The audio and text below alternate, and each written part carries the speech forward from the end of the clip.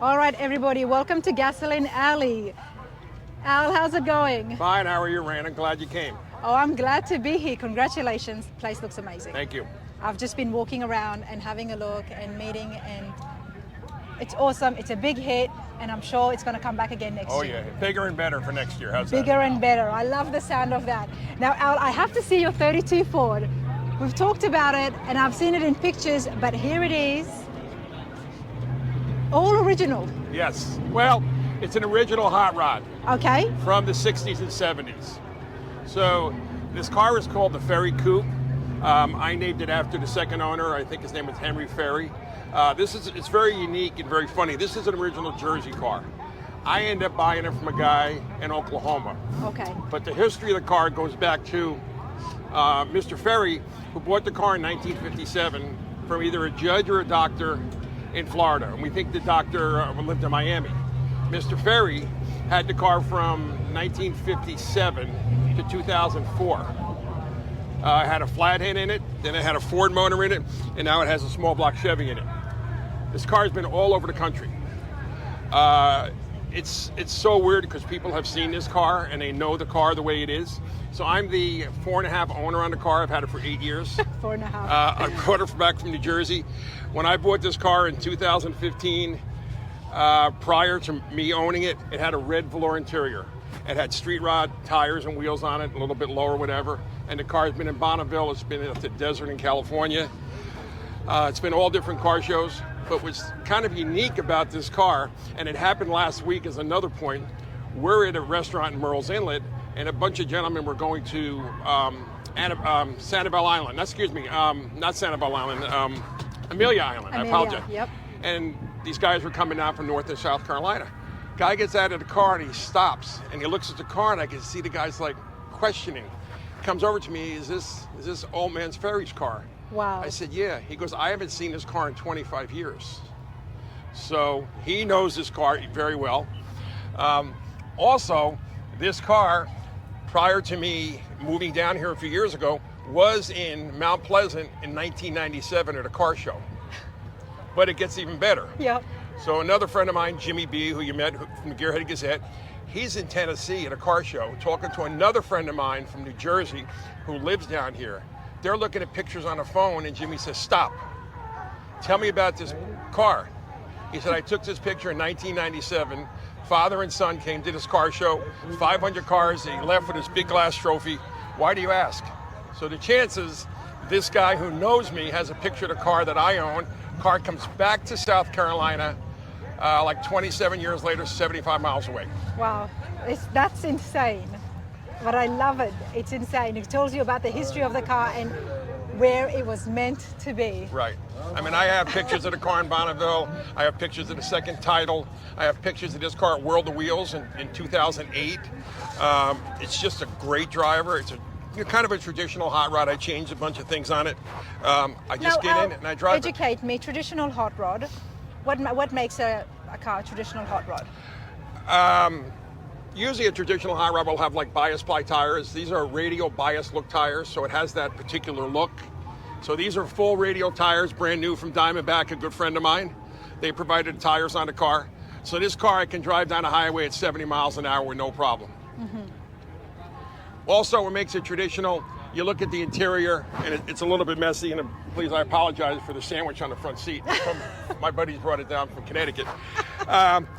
There's not a lot of glitz and glamour on I did see that before you go on. So, yeah. I saw that on Facebook. Right. They brought a sandwich for you all the way from Connecticut. So it's not a lot of glitz and glamour on this. The steering wheel at one point was painted. We don't know how old it is, and I haven't changed it.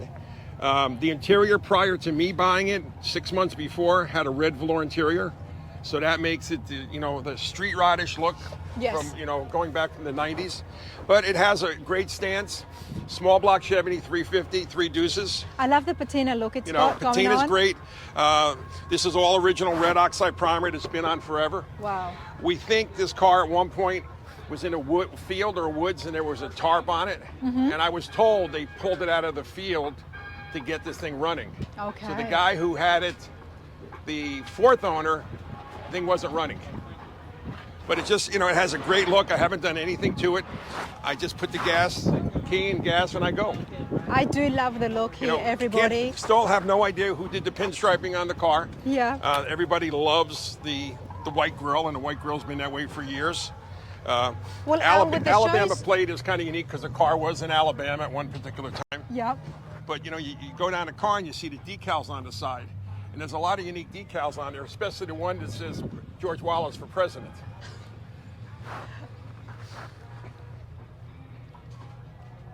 Look at that. And the Rocco's and Cheaters, which was a speed shop in Birmingham, Alabama. So these are all decals that I figured I put a couple on, but they were on on the car prior to itself. Now you notice they filled the roof in at one time, which they did that back in in the 90s. The red oxide primer doesn't exist. We know that's pretty old, and it's starting to chip because I drive it a lot. And when you look at the car, people ask me, what color is this car? I call it reddish because it was red, but different points when you look at it, it's kind of orange. Yeah. So we think that there was a tarp or something back here that was flapping that made this particular marks. Wow. But I've done nothing to this car. I don't wax it. I just wipe it off and that's it. Wow. 13-gallon original gas tank. The thing is, what I hope with these interviews that I do is that someone would be able to find it eventually. Once it starts getting more and more views, they'll be able to recognize this and say, you know what, I put that there, or Right. I put that there. And Al, with yourself, you've already learned so much more history about the car because unlike some of the other people who own classics and antique cars, you're in the show car business. Right. You're in the show world, you are in the car world, you see so many car enthusiasts across the country. Right. That's why already you've learned so much about this car. Well, 32 Ford 5 windows are hard to find. If by chance you can find one, a body, it's going to cost you anywhere between $18,000 to $25,000 just for a body. Yeah. This is the original frame, original chassis on the car, original seat, original dash. So nothing's really been changed on this. And usually when you find 5 windows, what people do is they chop it. Yes. And they throw the fenders away. And I've had a couple of those.